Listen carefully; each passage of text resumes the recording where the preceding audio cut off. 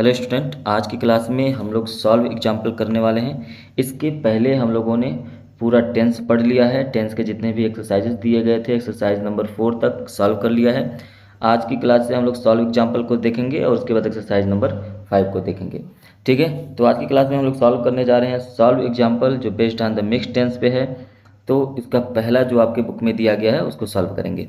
दिया गया है कि लास्ट संडे। देखिए, लास्ट संडे आया है, इसका मतलब जो भी एक्शन आगे होने वाले हैं वो पास्ट में ही होंगे, क्योंकि लास्ट संडे की स्टोरी बताई जा रही है। तो कहा जा रहा है कि last Sunday our school dash a fete. Fete का मतलब होता है उत्सव। मतलब लास्ट संडे हमारे स्कूल में क्या किया गया, ऑर्गेनाइज किया गया एक उत्सव। तो ऑर्गेनाइज का मतलब क्या, ऑर्गेनाइज नहीं होगा। क्यों नहीं होगा? क्योंकि ये पास्ट टेंस है, यहाँ पे प्रेजेंट का कोई काम नहीं है। और पास्ट टेंस है तो यहाँ पे विल ऑर्गेनाइज भी नहीं होगा, वॉज ऑर्गेनाइजिंग नहीं होगा, क्योंकि ऐसा नहीं कहा जा रहा है कि पास्ट में कोई एक्शन हो रहा था। तो यहाँ पे बस ये कहा गया कि किया गया कोई एक्शन पास्ट में कंप्लीट हो गया। तो यहाँ पे क्या हो जाएगा, ऑर्गेनाइज्ड हो जाएगा। तो यहाँ पे आप फिल कर लेंगे ऑर्गेनाइज्ड। तो इसका कौन सा सही हो जाएगा, दूसरा नंबर सही हो जाएगा। मतलब लास्ट संडे हमारे स्कूल में एक फेट जो है, एक उत्सव जो है ऑर्गेनाइज किया गया। अब कहा जा रहा है कि there dash stalls selling edible items. अब देखिए, पास्ट की ही बात हो रही है तो पास्ट में ही बात करेंगे। तो यहाँ पे कहा जा रहा है कि दियर मतलब वहाँ पे क्या हुआ था, स्टॉल्स सेलिंग, स्टॉल मतलब स्टॉल्स लगे हुए थे। स्टॉल्स प्लूरल में है, इसका मतलब यहाँ पे जो वर्ब आएगा वो भी प्लूरल में होना चाहिए। तो इसके अकॉर्डिंग वॉज नहीं होगा और हैज नहीं होगा, या तो हैव बीन होगा या तो वॉर होगा। तो स्टॉल्स, जाहिर सी बात है पास्ट इंडिफिनिट आपने यहाँ पे फिल किया है तो पास्ट इंडिफिनिट आपको यहाँ पे फिल करना होगा।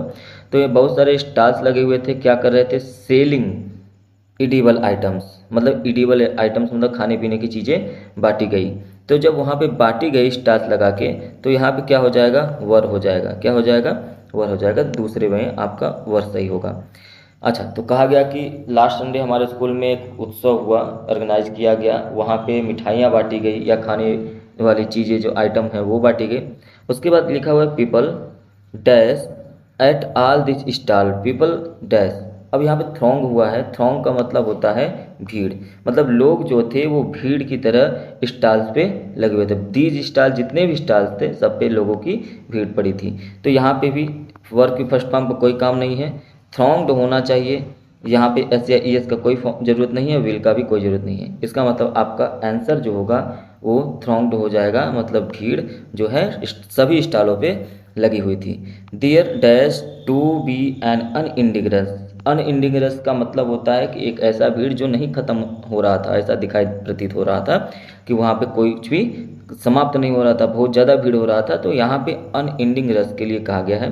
तो यहाँ पे कौन सा फिल करेंगे, सीम होगा, विल सीम होगा, सीम्ड होगा या हैड सीम। तो पास्ट में फिल कर रहे हैं तो विल सीम, और सीम का तो कोई काम नहीं है, एक तो है सिम्ड और एक है हैड सिम्ड। तो यहाँ पे हम लोग क्या फिल कर देंगे, सिम्ड फिल कर देंगे। तो यहाँ पर आपका सही हो जाएगा सिम्ड। ऐसा क्यों हुआ है, हैड सिम्ड क्यों नहीं किया गया? क्योंकि यहाँ पे सेंटेंस जो है ना वो कहा जा रहा है कि dear dash to be an ending rush. जिस तरीके से स्टोरी यहाँ से चलती हुई यहाँ तक आई है तो वहाँ पे यही कहा जा रहा है कि जो लास्ट संडे है वहाँ ऑर्गेनाइज किया गया और वहाँ पे एडिबल आइटम्स जो है वो सेल किए गए, बांटे गए। लोग जो है स्टॉल्स पे लगे हुए थे। तो इस तरीके से पास्ट इंडिफिनिट टेंस ही चल रहा है, तो पास्ट इंडिफिनिट टेंस को ही, सिंपल पास्ट को ही आगे लेके बढ़ते रहेंगे। उसके बाद है डियर। तो यहाँ पे क्या हो जाएगा, तो आपके अकॉर्डिंग यहाँ पे सीम्ड हो जाएगा। तो dear seemed to be an in unending rush. मतलब वहाँ सीम का मतलब होता है प्रतीत होना, दिखाई देना। मतलब वहाँ पे अनएंडिंग रश दिखाई दे रहा था। फिर इसके बाद कह रहा है सडनली। सडनली मतलब अचानक। I dash a child crying. Suddenly I heard मतलब सुना। यहाँ पर भी वर्ब की सेकेंड फॉर्म ही लगेगा। हियर नहीं होगा, विल हियर नहीं होगा, विल हैव हर्ड नहीं होगा, क्या हो जाएगा, हर्ड। मतलब मैंने सुना, अचानक मैंने सुना। क्या सुना, आगे पढ़ेंगे पता चलेगा। सुना अ चाइल्ड क्राइंग, एक बच्चा रो रहा था। आई डैश अराउंड, मतलब यहाँ पे लुक फील करें कि लुकिंग फील करें कि हैव लुक। तो हैव लुक नहीं होगा। हैव लुक क्यों नहीं होगा, क्योंकि यहाँ पे प्रेजेंट का कोई काम नहीं है। लुकिंग नहीं होगा, डायरेक्ट नहीं होगा, आईएनजी फॉर्म यहाँ पे यूज नहीं कर सकते हैं। जिरन का भी कोई काम नहीं है, सब्जेक्ट है क्योंकि। लुक्ड हो सकता है या तो लुक होगा। लुक क्यों नहीं होगा? क्योंकि यहाँ पे आपको कहीं पर भी पास्ट प्रेजेंट इंडिफिनिट या वर्ब की फर्स्ट फॉर्म की आवश्यकता नहीं है, तो एक ही बचा है आपका लुक्ड, तो यहाँ पे क्या हो जाएगा? लुक्ड। अब इसका मतलब क्या हुआ कि सडनली, मतलब suddenly I heard a child crime, मतलब सुना कि बच्चा रो रहा था। आई लुक्ड, मैंने देखा, अराउंड, चारों तरफ, एंड सा अ प्रिटी लिटिल गर्ल, और देखा कि एक जो है प्रिटी गर्ल थी, लिटिल, हु वॉज क्राइंग, जो रो रही थी। क्लियर है? उम्मीद है आपको ये बात समझ में आई होगी। समझ में आई होगी तो आप इसको लाइक कर सकते हैं, शेयर कर सकते हैं, और चैनल पे पहली बार तो सब्सक्राइब कर सकते हैं। Thank you, have a nice day.